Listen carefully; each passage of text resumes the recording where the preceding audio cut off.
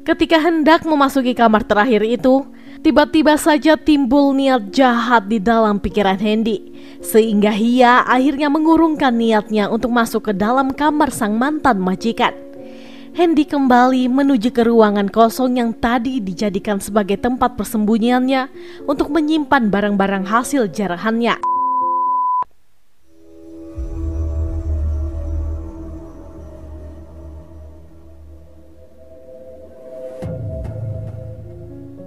Assalamualaikum warahmatullahi wabarakatuh. Kembali lagi di YouTube channel saya, Lembaran Cerita.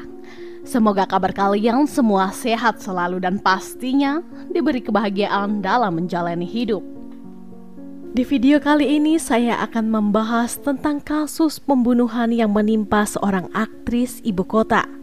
Nah, daripada kelamaan, yuk langsung kita bahas.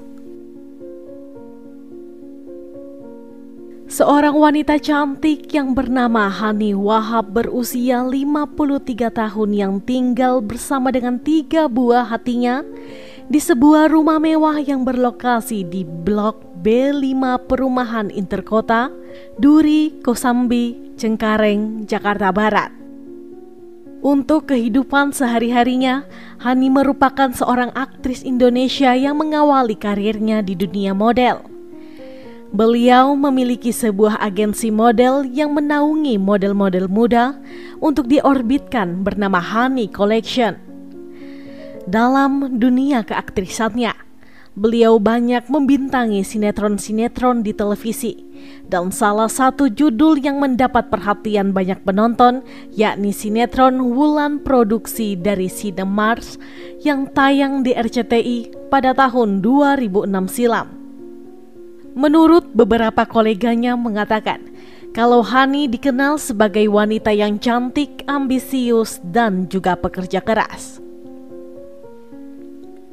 Sedikit mundur ke belakang, dulu beliau pernah mempekerjakan seorang karyawan yang kerja serabutan di rumahnya bernama Hendy Lesmana berusia 23 tahun.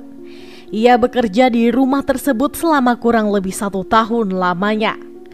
Pada awal Februari 2009, Hendy memutuskan untuk keluar dari pekerjaannya sebagai karyawan serabutan di rumah milik sang aktris sebab menurutnya, Hani dikenal sebagai majikan yang galak, sering mengomel dan sering mengeluarkan kata-kata kasar apabila Hendy salah dalam melaksanakan pekerjaannya.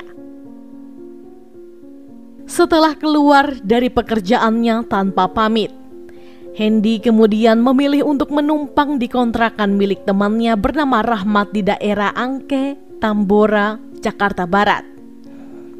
Rupanya Hendy yang masih sakit hati atas perlakuan sang aktris berniat untuk membalaskan dendam di hatinya. Untuk melancarkan aksinya tersebut, Hendy lalu mengajak teman satu kontrakannya yakni Rahmat untuk melakukan perampokan di tempatnya bekerja dulu.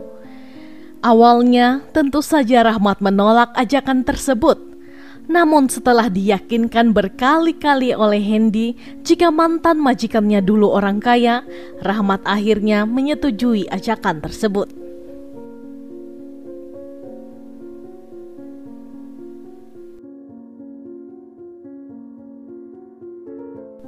Pada 10 Maret 2009 malam hari, Hendy bersama dengan Rahmat berangkat dari rumah kontrakannya menuju ke rumah Hani menggunakan KRL Jakarta-Tangerang dari stasiun kereta api Angke menuju ke stasiun Rawabuaya Cengkareng. Dari stasiun Rawabuaya itu, Hendy dan juga Rahmat berjalan kaki menuju ke perumahan Interkota Duri Kosambi. Sebelum sampai di rumah Hani, keduanya terlebih dahulu mengintai rumah sang aktris. Beberapa meter dari rumah Hani, Hendy melihat janda 3 anak itu sedang menerima tamu yang terdiri dari 3 orang pria. Nah, belakangan diketahui ketiga pria itu merupakan rekan kerja Hani dari sebuah ajang pemilihan model, dan Hani termasuk juri di acara tersebut. Setelah mengintai selama beberapa saat, sekitar jam 11 malam, Hendy menyuruh Rahmat untuk kembali ke stasiun Rawabuaya dan menunggunya di sana. Saat itu Hendy mendadak berubah pikiran yang awalnya ingin melakukan aksinya berdua, namun saat itu ia mendadak ingin melakukannya seorang diri. Tidak lama setelah meninggalkan Rahmat, ketiga tamu Hani juga terlihat meninggalkan rumah tersebut.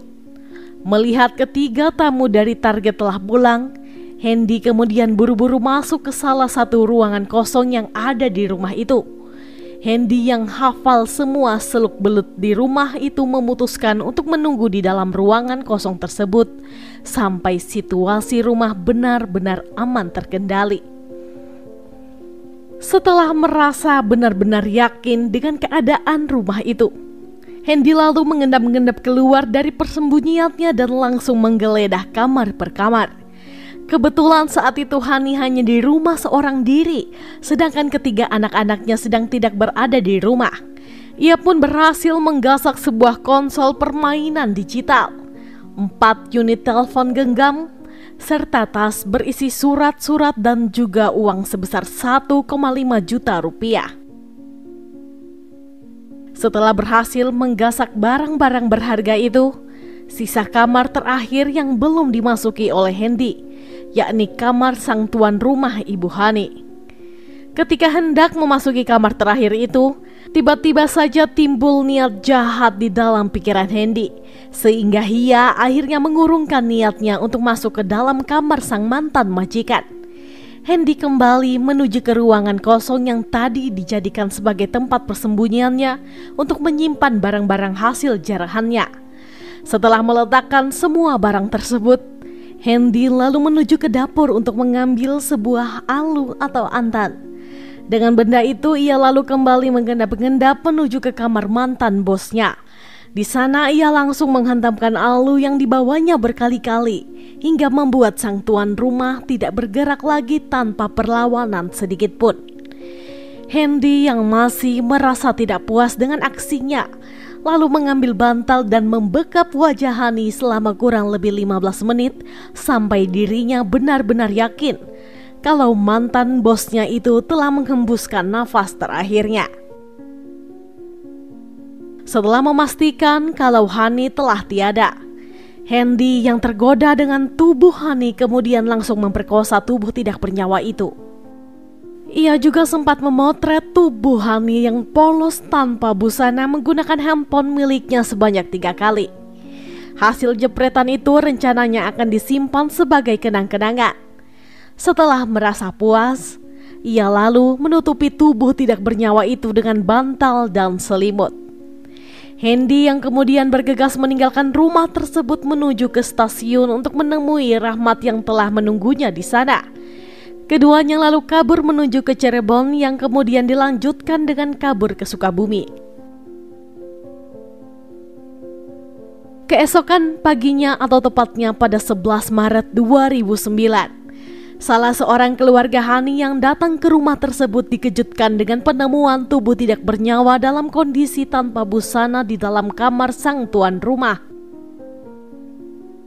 Pihak keluarga kemudian langsung melaporkan penemuan itu kepada warga sekitar yang dilanjutkan kepada pihak kepolisian setempat. Berita kematian Hani Wahab tentu saja langsung mendapatkan sorotan dari media-media nasional sehingga kasus kematiannya dengan cepat menyebar ke seluruh pelosok negeri.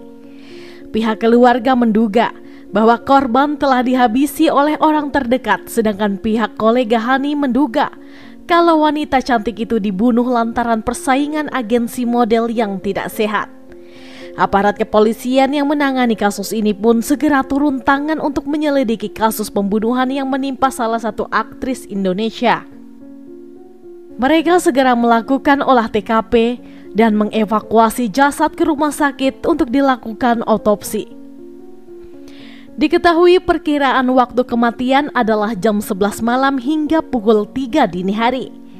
Hasil otopsi menyebutkan kalau Hani meninggal karena kehabisan nafas akibat dibekap menggunakan bantal.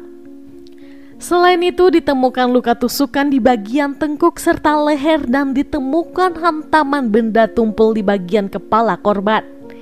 Dokter forensik juga menjelaskan kalau ditemukan sperma yang berceceran di daerah kewanitaan korban serta organ vital korban juga mengalami kerusakan sehingga dapat dipastikan kalau korban dilecehkan setelah meninggal dunia. Untuk mengetahui siapa dalang di balik kasus pembunuhan ini, aparat kepolisian langsung bergerak cepat untuk melakukan interogasi kepada anak-anak korban, sanak saudara, kolega, serta warga sekitar.